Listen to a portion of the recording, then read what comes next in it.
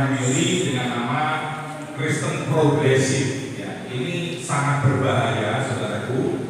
Ya, tiba-tiba muncul seorang tokohnya, masih anak muda, saudaraku, mengaku dirinya seorang pendeta dan mengaku dirinya sekolah Alkitab S2, saudaraku. Tapi ternyata ya ada yang mempertanyakan, mungkin waktu kelas kuliah bibliologi biblika kemana dia si tokoh ini? Ya, apakah ngopi di warung kopi sudah nggak ikut kuliah atau lagi apa gitu ya? Nggak ada di kelas kok, sehingga pemahaman Alkitabnya kok seperti ngaco begitu ya. Dan ini berbahaya untuk orang-orang Kristen yang sifatnya KTP gitu ya, hanya sekedar KTP, Kristen-Kristen yang tidak bertumbuh. Ya, ini berbahaya pengajaran ini, saudara, karena bisa menarik orang-orang karena ada satu hal yang mungkin bagi mereka tuh, wah ini menarik, ini beda, ini enak gitu ya. Nah, kita mau lihat sebentar cuplikannya, saudaraku, tentang pengajaran ini. Ya, mungkin bisa langsung dicoba di klik. Jadi dari mana? Namanya kekristenan progresif. Jadi cara pikirnya sederhana, kita selalu mempertanyakan semua yang dibilang kebenaran. Kita pertanyain, ya, bentuk utama kekristenan progresif adalah yang paling diangkat paling tinggi itu bukan Alkitab. Kalau yang tradisional itu kan apa aja yang tertulis di sini ya. Dari awal coba dari awal. Kita pertanyain, ya, bentuk utama kekristenan progresif adalah yang paling diangkat paling tinggi itu bukan Alkitab. Kalau yang tradisional itu apa aja yang tertulis di sini ya, kita bisa. Kekristenan progresif, dan gue percaya ya, gue tidak percaya, dan ini akan disebut-sebut oleh banyak orang Kristen. Gue tidak percaya bahwa Alkitab nggak pernah salah. Kekristenan umum itu dipercaya namanya inerrancy of Bible, artinya Alkitab itu nggak mungkin salah. Kalau dia bilang bumi diciptakan 6 hari, ya 6 hari. Tapi ternyata pada saat gue cari tahu, Alkitab tuh dia sering mengkontradiksi dirinya sendiri. Kita coba lihat ya, contoh pernikahan itu apa? Antara pria dan wanita. Satu pria satu wanita kalau nggak Bukan pernikahan. semua yang berhubungan dengan itu divorce nggak boleh. Bahkan ada beberapa cara pikir yang walaupun udah divorce secara hukum, tapi gimana Tuhan lu akan selamanya menjadi suami istri ada. Tapi kita lupa bahwa di buku yang sama Tuhan memberikan Daud satu laki, istrinya 8. Di Alkitab yang sama, Salomo 1, istrinya sama sendiri 1000. Jadi mana yang benar? Kekristenan progresif mengerti dan melihat bahwa Alkitab pun sering bertabrakan, bahwa tidak semuanya itu menjadi satu patokan yang selalu dipakai Tuhan di setiap waktu. Kita harus melihat buku itu sebagai buku yang mungkin diinspirasi oleh Tuhan, tapi ditulis oleh manusia dan tidak bisa menjadi patokan hitam putih kayak kunci surga itu bukan di dalamnya, itu namanya Alkitab. Tapi semuanya bisa ditafsirkan secara progresif. Progresif artinya selalu diperbaharui. Jadi hari ini pun kita bisa mempertanyakan berlaku atau enggak, beneran seperti itu atau enggak. Kira-kira itu, saudara. Bagi saudara yang mungkin baru mendengar atau mungkin sudah mendengar, tapi belum paham betul ya. Ini sangat berbahaya bidang Kristen progresif ini. Ya. Kalau tadi dari ini baru beberapa pernyataan, masih ada pernyataan yang lain, saudara. Tapi ini baru satu cuplikan aja. Ya, itu sudah saya mendapat ada 8 paling tidak atau minimal maksimal 7. Ada 7 hal yang sangat berbahaya dari pernyataan dari tokoh ini. Ya, masih anak muda, saudara, mengaku pendeta dan sekolah S2. Nah, coba bisa dibuka powerpoint-nya dulu yang sudah. Oh sudah ya. Nah, ini Kristen progresif. Kristen progresif itu apa? Mengapa mereka menamakan dirinya, menyebut dirinya itu adalah Kristen progresif? Tadi sudah disampaikan oleh tokohnya yang muncul pertama kali di Indonesia secara tiba-tiba, saudaraku ya. Dia berkata bahwa progresif itu artinya selalu berkembang, ya, selalu diperbaharui. Jadi mereka punya satu pandangan bahwa Alkitab itu juga harus mengikuti perkembangan zaman. Alkitab itu kalau boleh dikatakan janganlah jadi kuno gitu ya.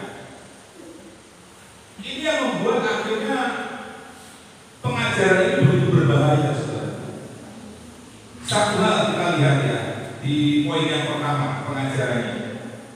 Ini satu lagi. Nah, ini dari pernyataan dia tadi, saudara. Dikatakan begini: semua manusia adalah anak-anak Allah. Ini tadi ada ini terpotong. Ya. Dia di dalam podcast yang lainnya dia berkata, dengan ada satu tokoh dari saudara sepupu kita ikut di situ, ya orang ini mengatakan bahwa semua bahkan tokoh agama di sampingnya juga itu dikatakan itu juga anak Yesus, anak Tuhan Yesus gitu, ya kan? Jadi perspektif cara pandang mereka itu adalah semua manusia adalah anak-anak Allah. Ini jelas bertentangan dengan firman Tuhan, saudara. Ya. Kenapa bertentangan? Karena orang-orang memang dikatakan bahwa Tuhan itu menciptakan semua manusia, ya. Dan Tuhan itu memang dia berkorban, dia mati disalibkan untuk menebus dosa semua manusia. Tetapi tidak semua manusia bisa disebut sebagai anak-anak Allah, anak-anak Tuhan Yesus. Alkitab jelas memberikan satu deskripsi, ya, sebuah caption, sebuah kebenaran siapa mereka yang bisa disebut sebagai anak-anak Allah atau anak-anak Tuhan Yesus.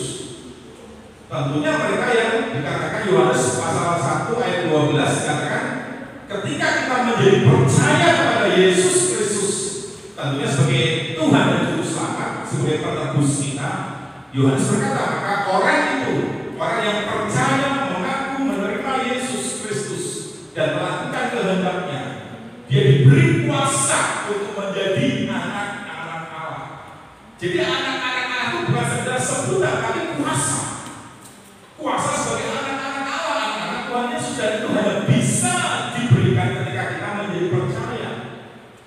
Sudah bertentangan dengan firman Tuhan, saudara. Banyak kali kita mau dijabarkan ayat-ayat ini banyak sekali, tapi kita berikan beberapa contoh saja, saudara. Jadi hati-hati lewat firman Tuhan hari ini, biarlah itu menjadi pagar buat saudara. Saya sebagai gembala memagari saudara sebagai domba. Jangan sampai saudara sebagai domba belum memahami secara mendalam tentang Alkitab. Begitu saya mendengar hal ini, wah rasanya enak gitu, rasanya bagus, rasanya kok mudah gitu ya, mudah sekali. Ini ajaran jalannya gampang, jalannya lebar, tapi ujungnya menuju maut, saudara. Ini menggampangkan segala sesuatu, saudara. Ini yang pertama saja. Semua manusia adalah anak-anak Allah, dikatakan begitu. Yang kedua, kita lihat pengajarannya dulu ya. Klik. Dia tadi ngomong begini kan, keselamatan itu bisa didapatkan semua manusia tanpa peranan Yesus sama sekali. Ini juga kayaknya di podcast yang lain. Ya. Dia berkata bahwa keselamatan itu bisa didapatkan semua manusia tanpa peranan Yesus. Artinya begini, dengan berbuat baik itu sudah cukup. Bayangkan, dengan berbuat baik. Jadi dia menolak kebenaran bahwa Yesus itu juru selamat, satu-satunya juru selamat. Dia terang-terangan menolak Yesus bukan juru selamat. Ini sudah langsung aja kita anulir, saudara. Jangan diikuti, jangan didengarkan kalau sudah memang belum kuat, belum mendalam dalam pengajaran firman. Sudah abaikan apa saja juga ada, tetap berpegang kata Wahyu, peganglah apa yang ada padamu yang sudah diajarkan oleh para rasul-rasul. Karena rasul-rasul itulah saksi hidup yang ikut langsung dalam pelayanan Yesus, dan Yesus langsung mengajarkan kepada rasul-rasul tentang Injil Kerajaan Allah. Dan melalui rasul-rasul itulah Yesus mengutus mereka untuk setelah kepergian Tuhan naik ke surga. Rasul-rasul itulah yang harus menyelesaikan amal agung Tuhan Yesus. Dan pada masa ini, setelah rasul-rasul juga tugasnya selesai, kitalah yang meneruskan tongkat estafet rasul-rasul itu untuk menyelesaikan amal agung Tuhan Yesus, yaitu memberitakan Injil Kerajaan Allah. Injil adalah kabar kesukaan, Injil adalah kabar baik bagi semua orang. Bagian kita memberitakan, bagian kita men-sharingkan, membagikan, menceritakan kabar baik. Kabar baik tentang apa? Bahwa manusia telah jatuh dalam dosa, itu kabar buruknya.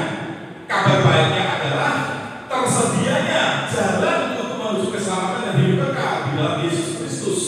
Dengan cara Yesus mati di kayu salib, dia mati dikuburkan, dia bangkit dari antara orang mati, dia naik ke surga, dan suatu hari nanti dia akan datang kembali menjemput kita semuanya yang percaya, menerima, mengakui dan melakukan kehendak Bapa. Kita akan diangkat masuk surga. Itu kabar gembiranya, itu kabar sukacitanya, itu kabar baik yang harus saudara dan saya bawa untuk diceritakan kepada semua manusia. Hai, ada kabar baik. Semua manusia telah jatuh dalam dosa. Upah dosa ialah maut. Tidak bisa manusia mencapai Tuhan lagi karena sudah terpisah akibat dosa itu, terpisah dari Allah. Sehingga ketika manusia ingin lagi terhubung dengan Tuhan, dia memakai cara-cara manusia melalui amal kebaikan, perbuatan baik, kesalehan, hidup saleh, kemudian juga agama. Mereka mendirikan agama-agama, tapi agama-agama yang didirikan manusia itu tidak bisa menyelamatkan, semua gagal total. Dan disitulah Tuhan menyatakan rencana keselamatannya. Jadi kesimpulan mudahnya gini juga, Alkitab yang saudara pegang, yang ada di tangan saudara hari ini, yang terdiri dari 66 kitab, terdiri dari 39 kitab perjanjian lama. Jadi perjanjian lama itu ada 39 kitab. Dari kitab Kejadian sampai Maleakhi itu totalnya 39 kitab. Dan ditambah 27 kitab perjanjian baru dari kitab Matius sampai Wahyu itu totalnya ada 27. Jadi perjanjian lama dan perjanjian baru digabung semuanya 66 kitab. Dari 66 kitab ini diintisarikan isi Alkitab adalah yang pertama berbicara tentang penciptaan. Karena sama-sama penciptaan. Yang kedua isinya tentang kejatuhan manusia dalam dosa. Karena sama-sama kejatuhan manusia dalam dosa. Yang ketiga, intisari yang ketiga dari seluruh isi Alkitab 66 kitab itu adalah tentang rencana keselamatan manusia oleh Tuhan Yesus. Ini yang ketiga. Yang keempat, penggenapan dari rencana itu melalui Yesus Kristus digenapi. Semua rencana Bapa, rencana Allah pencipta yang sudah direncanakan sejak dari awal, sejak manusia jatuh dalam dosa. Kejadian 3:15 itu adalah Injil mula-mula. Kejadian 3:15 itu berita tentang Injil bahwa ular ini akan meremukkan keturunan muda, keturunan wanitanya akan menghancurkan kepala ular ini. Itu berbicara tentang Injil, bahwa iblis akan dikalahkan oleh Yesus Kristus dan akhirnya digenapi di perjanjian baru. Yang pertama tadi apa? Sudah isinya, intisarinya penciptaan. Yang kedua, kejatuhan manusia dalam dosa. Yang ketiga, rencana keselamatan dari Allah melalui Yesus Kristus. Yang keempat adalah penggenapannya digenapi. Dan yang kelima berbicara tentang hidup yang kekal. Itu isi Alkitab seluruhnya. Yang kedua, intisari yang kedua, intisari yang pertama ya. Intisari yang kedua, Alkitab itu punya dua karakteristik. Yang pertama, Alkitab itu memberikan kita informasi. Bila sama-sama informasi. Jadi Alkitab ini ada informasi. Contohnya informasi itu apa? Contohnya tadi Daud isinya 8. Itu informasi, bukan kebenaran, bukan pengajaran. Salomo ada 1000. Itu informasi, bukan pengajaran. Jelas gak Bu? Ya tadi Tapi informasi yang kedua adalah pengajaran atau kebenaran. Jadi jangan informasi dijadikan sebagai pengajaran, sebagai kebenaran. Kalau tadi orang tadi memakai kisah tentang Daud, kisah informasi tentang Salomo, itu dijadikan sebuah pengajaran, dijadikan sebuah patokan. Hal yang sangat bertentangan, Alkitab bertentangan. Di satu sisi Yesus mengajarkan bahwa pernikahan itu harus monogami, bukan poligami. Tetapi di satu pihak, Daud, Abraham, siapa lagi? Banyak tokoh-tokoh di Alkitab, Salomo yang berpoligami. Seolah-olah kita bertentangan. Nah, ini informasi yang dijadikan sebagai patokan, sebagai pengajaran, sebagai kebenaran. Itu sudah salah kaprah, saudara. Makanya tadi ada dosen saya ya, yang karisma itu mempertanyakan, dia memberikan satu stage lah, katakan gitu ya, memberikan satu tanggapan. Ya, ada di mana waktu kuliah dulu, ya kan, waktu kuliah biblika ini, ya kan, bibliologi ini tentang Alkitab. Kok sampai yang kayak begini aja nggak bisa paham gitu loh.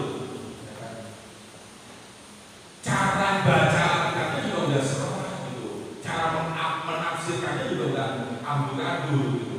Berantakan sekali gitu. Kenapa? Karena mereka cari pembenaran, mencari kelonggaran, mencari jalan yang lebar gitu. Ini masalahnya sebenarnya motivasinya di situ, saudara. Sehingga mereka berkata bahwa keselamatan itu bisa diperoleh oleh siapa saja tanpa melalui percaya Yesus. Dengan berbuat baik sudah cukup. Gak bisa.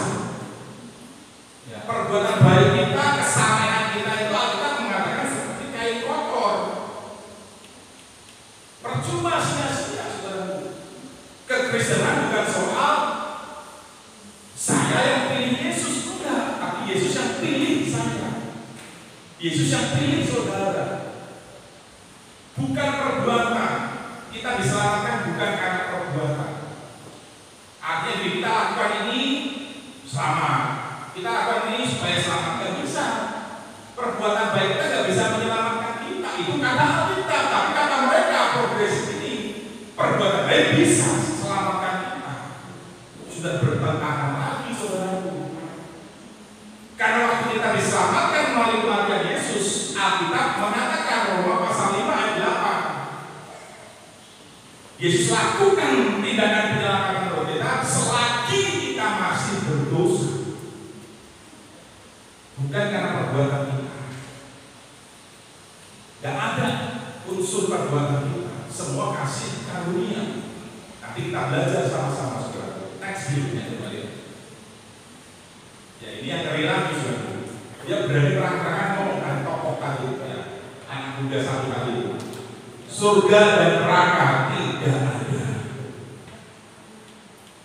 Padahal jelas Yesus itu juga ngomong langsung tentang neraka. Karena dicampakkan ke dalam api neraka. Coba cari nanti di Alkitab, di searching, saudara. Surga dan neraka itu benar-benar ada, dan penulis-penulis Alkitab yang diinspirasikan, yang diilhamkan oleh Roh Kudus, dihembusi dengan kuasa Roh Kudus. Itu mereka menulis seperti apa yang Roh Kudus ngomong.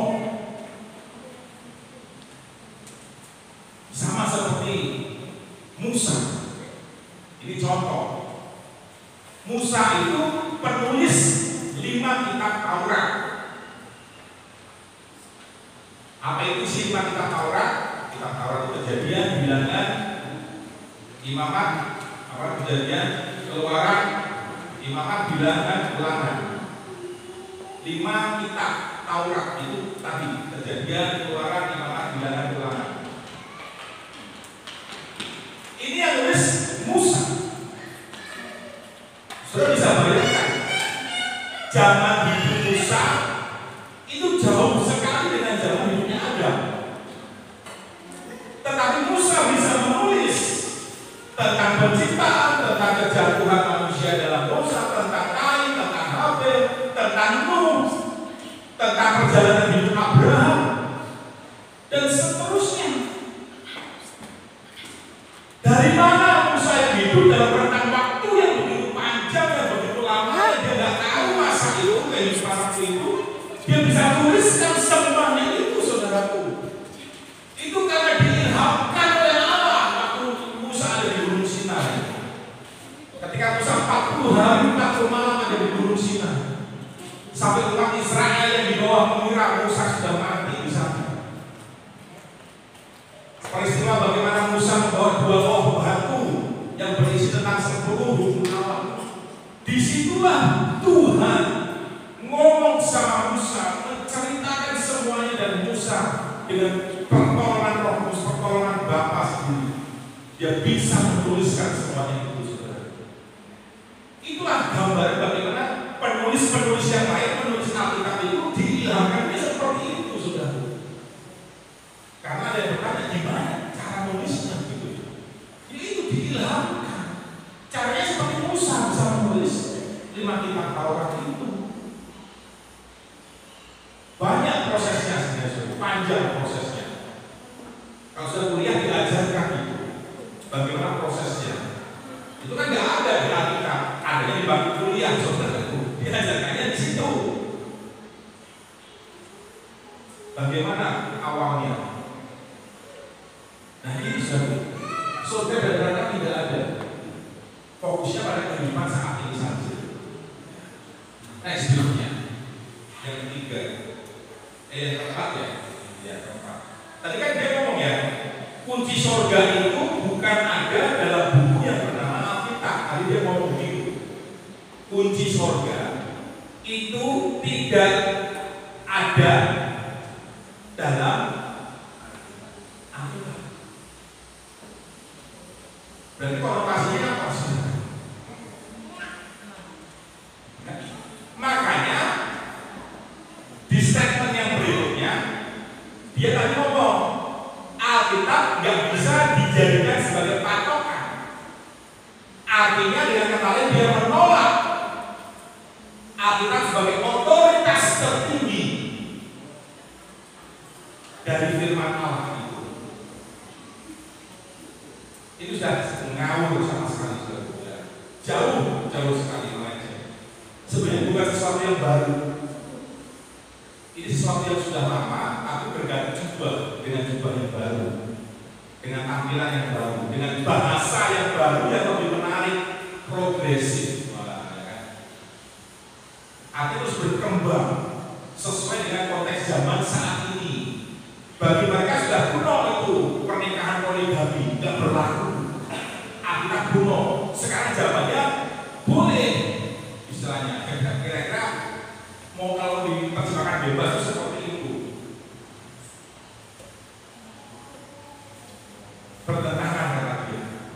Di satu sisi Tuhan maunya monogami, di satu sisi dia menemukan kok ada poligami banyak sekali dari tokoh-tokoh Alkitab. Dengan dasar itu dia ngomong, makanya Alkitab tidak bisa dijadikan patokan. Nah, coba di sini. Next berikutnya. Nah, ini yang kelima. Alkitab bukan otoritas tertinggi. Ini sudah. Alkitab bukan otoritas tertinggi, jadi boleh tidak untuk ditaati, kira-kira gitu. Otoritas tertingginya ya pembenaran sendiri berarti. Karena apa? Dia berpikir harus progresif. Apa yang kuno, apa yang disebut kebenaran itu perlu dipertanyakan. Kata dia kan begitu. Kristen progresif memahami, mengerti bahwa apa yang disebut kebenaran di Alkitab itu harus dipertanyakan. Loh, mengerikan. Karena dianggapnya tidak relevan, tidak menjawab kebutuhan untuk masa sekarang, untuk konteks kehidupan sekarang. Sehingga Alkitab tidak dipercayai, tidak dijadikan sebagai otoritas patokan panduan untuk kehidupan. Apalagi nggak percaya surga, ya udah ngapain percaya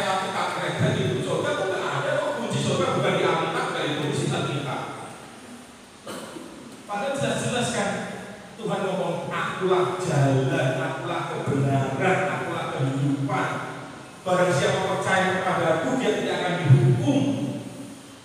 Udah banyak sekali kebenaran-kebenaran yang Yesus langsung sampaikan. Bahkan kepada perempuan Samaria pun Yesus memperkenalkan diri. Akulah Mesias yang kau sebut itu. Yang maksud Mesias tadi itu aku, kata Tuhan Yesus. Dan aku sengaja ke Samaria, hanya untuk menjumpai kamu, kata Yesus. Ini saudara. Sekali saya ulangi, Alkitab ada dua karakteristik ya. Satu informasi, perhatikan. Yang kedua adalah pengajaran atau kebenaran. Jadi yang ini bersifat informasi, jangan disajikan sebagai satu pengajaran. Jangan. Saudara harus bisa bedakan. Kalau baca Alkitab, baca firman ini informasi atau ini pengajaran. Kalau itu sifatnya informasi, ya jangan jadi patokan.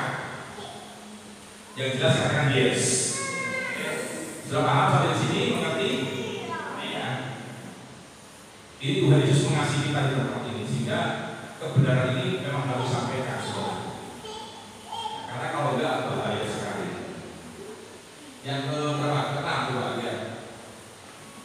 Nah, yang keenam, tidak percaya bahwa Alkitab itu tidak salah.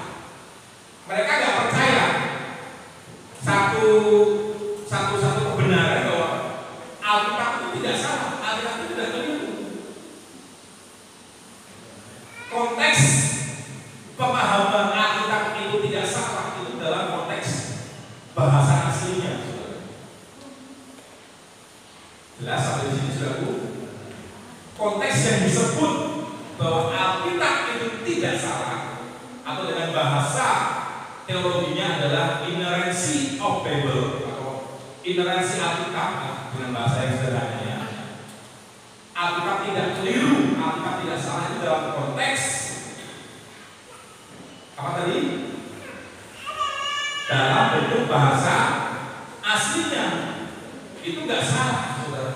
Tapi karena melalui proses ya, ada perbedaan bahasa yang mungkin membuat kita ini kok keliru gitu. Ini kok nggak pas. Tapi kembali kita harus kembali kepada konteks dalam bahasa aslinya itu tidak salah. Karena Alkitab itu langsung diilhamkan. Yang membuat ada perbedaan seolah-olah itu salah adalah perbedaan budaya dan bahasa. Bahasa aja terus berkembang, sehingga makanya Alkitab kita terjemahan baru ini kemudian dibuat versi yang kedua, TB2. TB2 itu adalah penyesuaian bahasa yang dulu bahasa itu sangat baku, sangat pas pada waktu itu. Di masa sekarang sudah nggak pernah dipakai lagi, bahasa itu menjadi bahasa yang asing buat generasi sekarang. Diterjemahkan yang lebih dipahami, dibuat bahasa-bahasa yang sekarang lebih bisa dipahami. Jadi bukan soal kesalahannya, karena itu faktor perkembangan bahasa.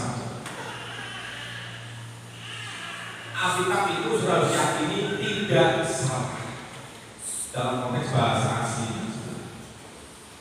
Kalau memang ada pertentangan seperti tadi, kenapa? Yaitu cara bacanya, cara insight-nya kita harus begini. Sudah bisa kasih contoh kayak tadi ya kan? Kenapa sih Alkitab menuliskan tentang Abraham yang poligami ya kan? Tentang siapa lagi itu Abraham, Daud, Salomo dan sebagainya. Ini Alkitab sudah mengatakan sebuah kebenaran. Alkitab itu jujur sama kita. Jadi semua tidak ditutup-tutupi. Apa yang memang terjadi pada masa itu Alkitab catat sudah. Jelas, makanya Abraham juga catat poligami, Daud dicatat. Bahkan perzinahan Daud pun dicatat, saudara. Tidak ditutup-tutupi oleh Alkitab, oleh penulis. Untuk apa? Untuk pelajaran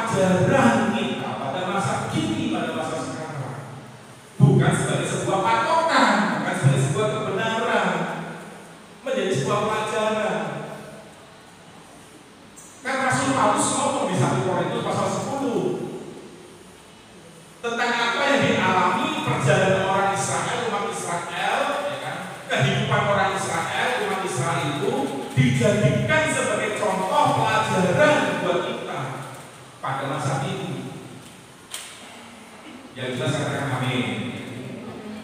Jadi itu. Jadi bukan dilihat dari sisi bertabrakan dengan kebenaran yang Yesus ajarkan.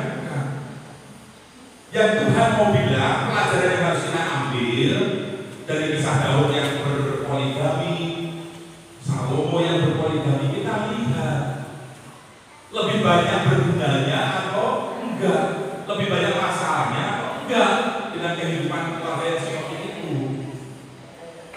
Saudara pelajari kehidupan Daud dengan keluarga yang istrinya dikatakan dari 8. Bagaimana kehidupan keluarganya? Kacau, saudaraku. Tapi Anda jujur. Anda jujur. Untuk apa? Sebagai pelajaran kita pada masa ini. Itu loh, lihat kamu. Kalau kamu bikin istri atau bukan bikin istri. Soalnya istri bukan dibikin. Kalau kamu punya 8 istri, itu gambarnya kayak Daud bisa seperti itu nanti. Anak-anakmu bertengkar, mereka nggak ada yang aku. Bisa terjadi seperti zamannya Daud, zaman Abraham ya. Sampai hari ini saudaraku masih ada kekacauan-kekacauan imbas dari yang dulu. Itu jadi pelajaran makanya Tuhan menetapkan di Perjanjian Baru, ayo bukan poligami tapi monogami.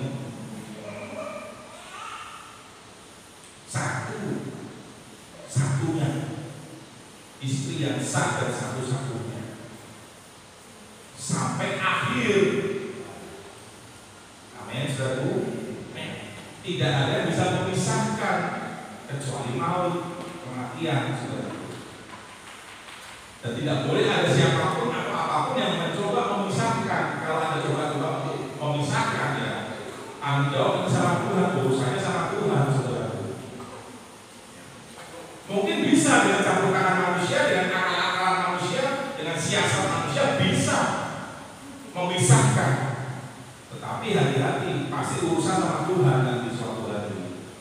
Di tahta pengadilan kita menghadap Tuhan, kita akan diadili di situ. Tapi sekarang kebenarannya nggak bisa seperti itu. Jadi mereka berkata begini, Alkitab tidak bisa dijadikan patokan karena Tuhan juga ya tidak seperti tidak memakai patokan Alkitab itu ya, di setiap waktu. Tuhan tidak memakai Alkitab itu jadi patokan untuk setiap waktu, pada masanya saja. Jadi seolah-olah Tuhan itu juga agak konsisten bagi dalam ajaran mereka. Oke, yang berikutnya apa? Mempertanyakan kebenaran Alkitab. Ya. Jadi kalau sudah sebagai sebuah kebenaran, apalagi Yesus sendiri yang ngomong, rasul-rasulnya yang saksi hidupnya yang terima langsung dari Yesus sudah menuliskan, sudah pegang itu saja, saudara. Pegang apa yang sudah dituliskan. Rasul Paulus ngomong, terkutuklah dia yang membawa Injil yang lain, bukan Injil seperti yang sudah diajarkan oleh rasul-rasul. Kalau sudah baca semua rasul-rasul menulis tentang apa istilahnya, tentang kebenaran Yesus, selalu mereka mengatakan Yesus itu juru selamat. Paulus mengatakan, barang siapa dengan mulutnya mengaku, dengan hatinya percaya bahwa Yesus telah mati dan dia bangkit, maka dia diselamatkan. Itu kebenaran, itu bukan informasi, saudara. Yang mengerti katakan amin. Nah, dari pengajaran ini ringkasan ya, yang tadi sudah saya sampaikan tadi, saya mencatat ada 8, kalau di sini ada 7 ya. Saya mau bilang satu ayat dulu ya, dikatakan begini. Kita buka di dalam Efesus. Buka dalam Efesus. 2. Sekarang kita keluar. Ini PowerPoint sudah selesai. Ini sebagai closingnya ya. Efesus 2 ayat 8 sampai 10. Efesus 2 ayat 8 sampai 10. Saya bacakan dalam versi FAYH ya. Nanti sudah bisa ikuti dari versi CB. Dari versi FAYH ayat 8. Karena kemurahannya, kalau sini kan karena kasih karunia. Kasih karunia itu kemurahan Tuhan. Saudara diselamatkan karena iman kepada Kristus. Langkah pertama untuk saudara menerima keselamatan hidup yang kekal. Keselamatan itu ada 2. Keselamatan yang sekarang, masa yang kita sekarang jalani, kita diselamatkan, dan nanti keselamatan yang akan datang hidup kekal di surga. Itu keselamatan. Keselamatan yang sekarang, kita diselamatkan dari bahaya, kita diselamatkan dari sakit penyakit, kita diselamatkan dari kecelakaan. Itu keselamatan masa ini yang sedang kita jalani. Tapi juga ada keselamatan nanti yang akan sedang kita menuju ke sana, keselamatan future yang akan datang, hidup kekal di surga. Dan itu bisa kita dapat kalau dikatakan oleh iman kepada Kristus, bukan oleh perbuatan. Dilanjut begini ya. Bahkan ya kan, iman itu pun kita bisa beriman kepada Kristus. Dikatakan begini, itu pun bukan dari diri kita sendiri, bukan karena kekuatan kita, bukan. Ini Paulus yang nulis. Paulus bilang bahkan imanmu atau bisa beriman percaya kepada Yesus itu pun bukan karena perbuatanmu, bukan karena kesanggupanmu, kata Paulus. Itu pun dikaruniakan, diberikan. Yesus yang memberikan supaya kita bisa percaya. Itu perbuatan Tuhan. Dikatakan ini, melainkan juga merupakan suatu karunia dari Allah, pemberian. Tuhan berikan sehingga kita bisa percaya. Itu kasih karunia. Ayat yang ke-9. Keselamatan bukanlah upah perbuatan baik yang kita lakukan, ya, bukan hasil pekerjaan. Keselamatan itu bukan upah perbuatan baik. Kita berbuat baik, diupahi keselamatan. Enggak, saudaraku. Sehingga tidak seorang pun di antara kita dapat menyombongkannya. Weh, aku karena berbuat baik, aku selamat, sombong sombong. Kita nggak akan jadi sombong karena kita tahu keselamatan ini aku bisa beriman kepada Yesus itu karena pemberian kemurahan Tuhan atas saya. Tuhan berkenan atas saya sehingga saya bisa percaya kepada Yesus. Ayat 10. Allah sendirilah, katakan sama-sama, Allah sendirilah yang menjadikan keadaan kita seperti sekarang ini dan memberi kepada kita hidup baru dari Kristus Yesus. Perhatikan ayat ini. Sejak dahulu sudah direncanakan oleh Tuhan agar hidup kita ini, agar hidup ini kita pakai untuk melakukan perbuatan baik. Bayangkan ya, sejak dulu sudah dirancang, sudah diatur, ditetapkan oleh Tuhan bahwa hidup kita ini adalah untuk berbuat baik. Artinya apa? Perbuatan baik kita sekali lagi bukan upah.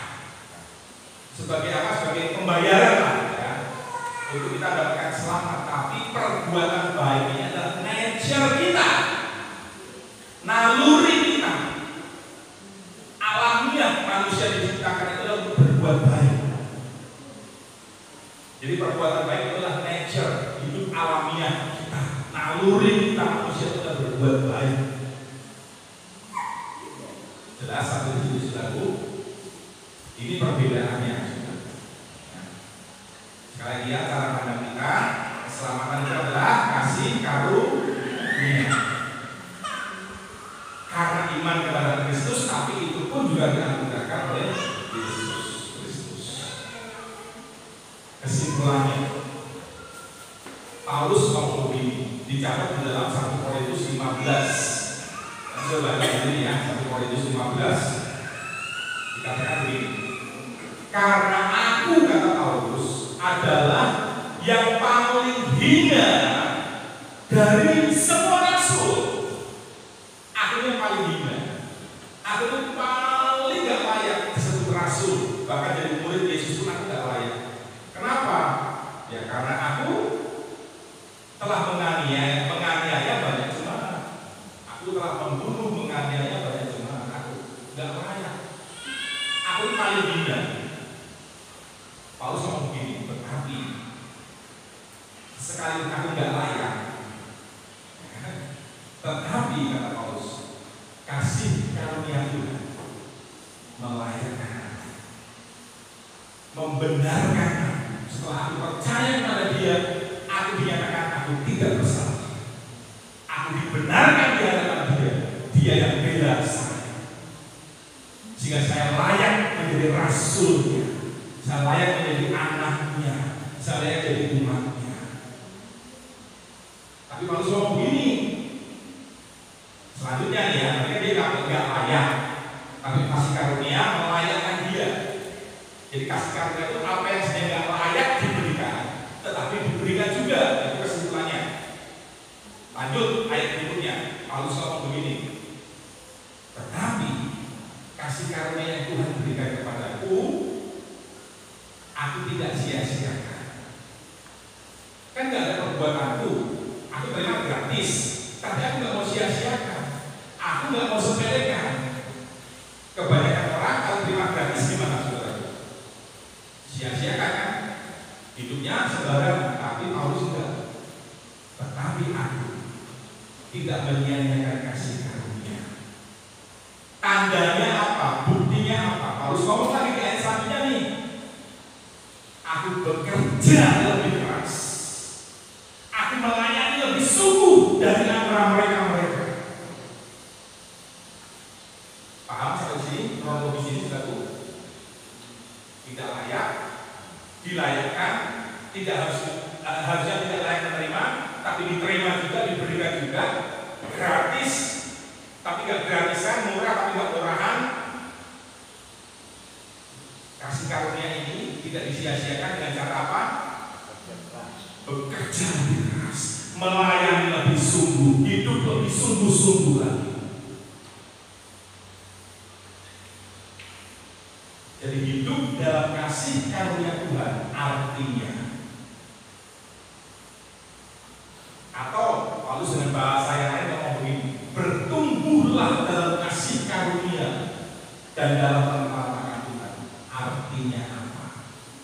Orang yang bertumbuh dalam kasih karunia, orang yang hidup dengan kasih karunia, maka efeknya dia akan lebih sungguh-sungguh sama Tuhan. Kalau kita efeknya nggak lebih sungguh-sungguh dengan Tuhan, saudara berarti sedang menyia-nyiakan kasih karunia itu.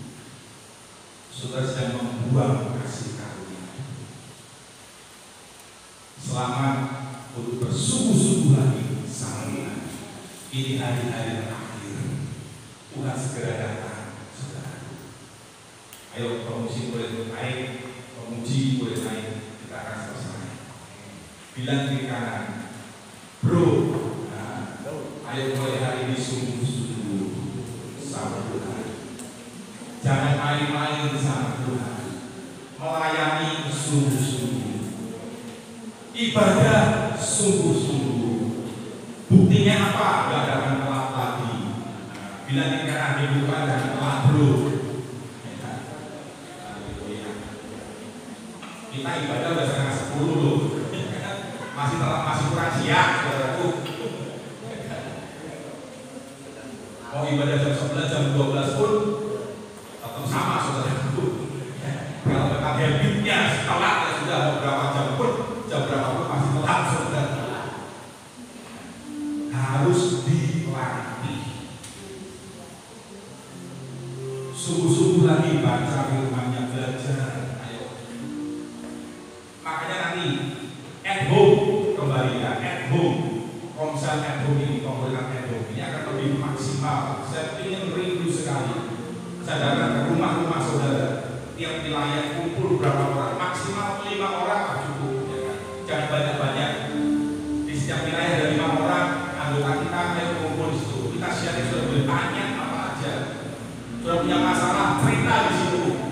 Sudah punya pergumulan, cerita di situ. Nanti kita cari solusi sama-sama, saudara. Sehingga apa yang menjadi kebutuhan saudara, apa yang menjadi pertanyaan saudara, itu terjawab, terpenuhi. Itu tujuan dari at home ini.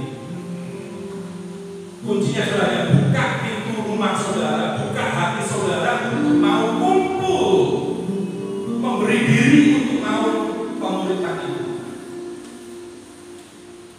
Kalau ibadah udah nggak mau, baca firman udah nggak mau, komsel udah nggak mau, komunitas udah nggak mau, doa nggak mau, melayani nggak mau apa lagi saudara.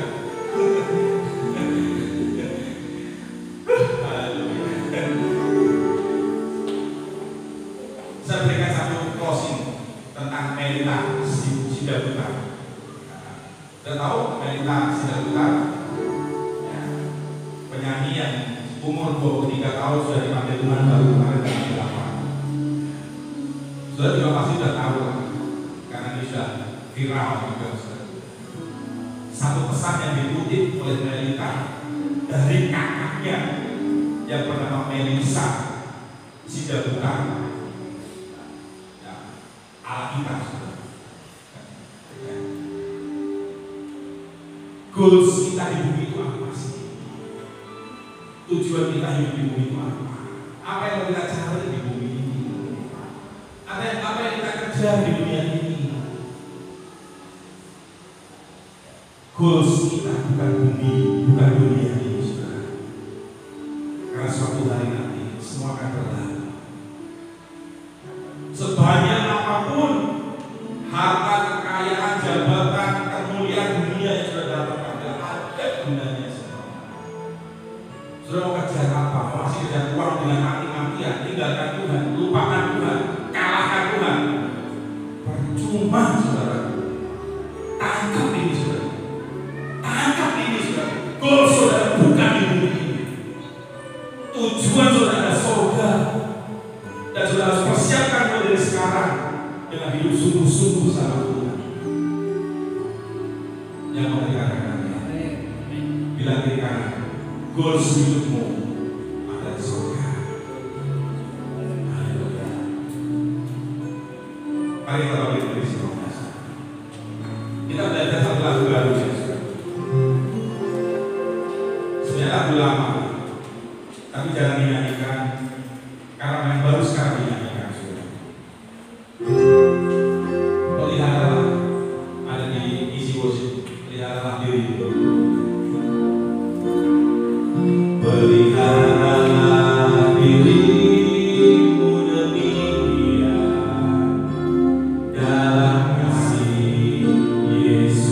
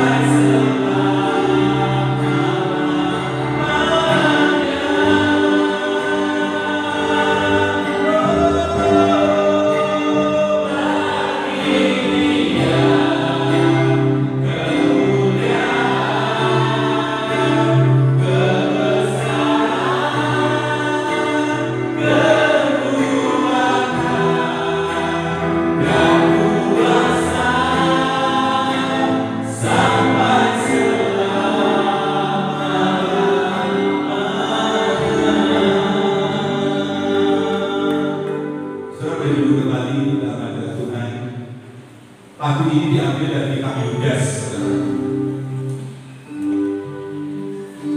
Yudas menuliskan di sana satu pasal saja. Dia menyatakan pengajaran teologi tentang Yesus Kristus. Yudas mengatakan bahwa Yesus itu adalah pencipta, dia penebus, dia penyelamat, juru selamat.